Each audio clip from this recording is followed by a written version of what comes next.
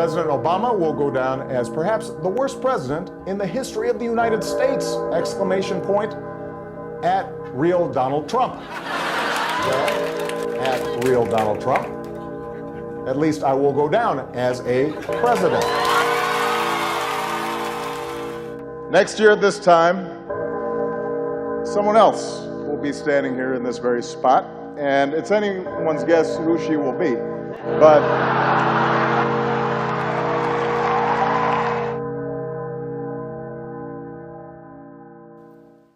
our pollsters model gives Hilary Clinton a 98.1% chance of winning the presidency.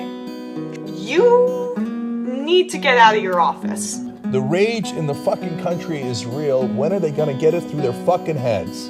But they won't get it. They don't get it. They don't get it. They don't get it. No. All my friends in Washington think she's gonna win. Donald Trump tapped into this anti-establishment anger that Democrats were oblivious to. What we saw was a brick being thrown through the establishment's window. They have no idea what the electorate actually wants. And they were so goddamn convinced that the American people like the status quo. Well, guess what? Newsflash, they don't fucking like it. Hillary, we don't believe a single word you're saying. Their time is up. This is your fault. She is the embodiment of a very dangerous warmongering system that has declared the world a place where it can go to war wherever it likes, where it can bomb agricultural communities in Yemen, where half the children are malnourished, where it can do what it likes in Syria, in Iraq. Most of humanity regards that kind of behavior from the allegedly most powerful country in the world as abhorrent. It's the Clintons and the Democratic Party that have created the phenomena that Trump is responding to through neoliberalism. Neoliberal policies which we're seeing not only in the United States but all throughout Europe, Poland, Hungary, France, Germany, Sweden, Great Britain are empowering these proto-fascist right-wing movements that speak in the language of hate and intolerance, of bigotry, racism, in the same way that the Trump campaign has stoked, these kinds of emotions. The Democratic Party completely turned their back on workers. They got in bed with Wall Street and Silicon Valley. This is the result. If this doesn't disrupt establishment politicians and make them realize that people hate you so much that they're willing to elect an openly racist bigot like Donald Trump.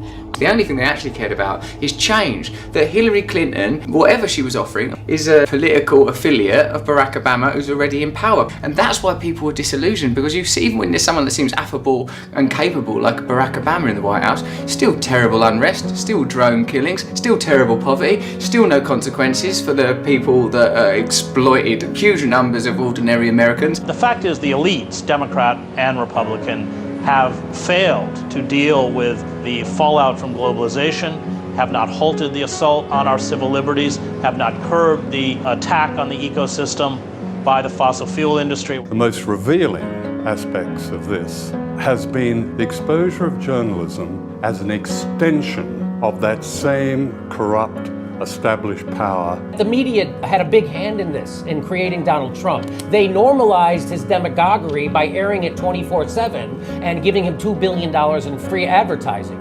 So don't listen to them anymore. Last year alone, television has lost 40% of their viewers who are aged 18 to 24.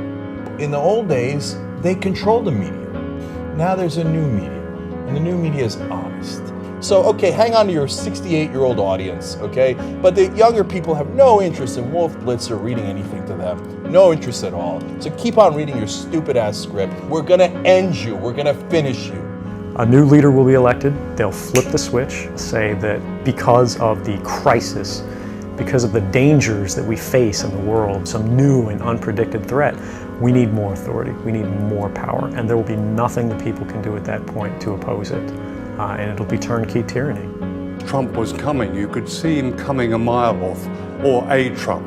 We all have to deal with a Donald Trump presidency and a Republican Congress and Supreme Court because of the Democrats and their narcissism and their arrogance.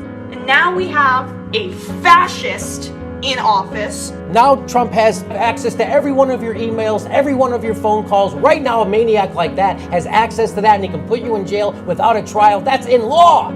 So right now, we've lost who we are as people.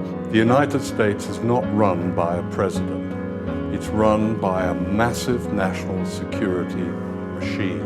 The political system doesn't connect with people. People want change. We have to create a world where Donald Trump isn't necessary. And if we don't create that kind of world, don't be surprised when Donald Trump becomes president. For the last 20, 30 years, been creating the conditions where this was inevitable. Bernie Sanders has laid down the template.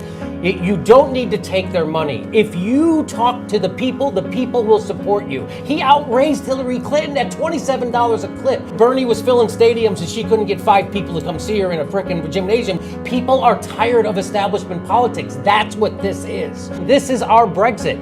I think we need to raise our money $27 at a time. It's no longer possible to pretend that politics is all right, because look at it. I believe that the power of corporate America, the power of Wall Street, the power of the drug companies, the power of the corporate media is so great that the only way we really transform America and do the things that the middle class and working class desperately need is through a political revolution when millions of people begin to come together and stand up and say our government is going to work for all of us, not just a handful of billionaires. Senator Webb, how many million?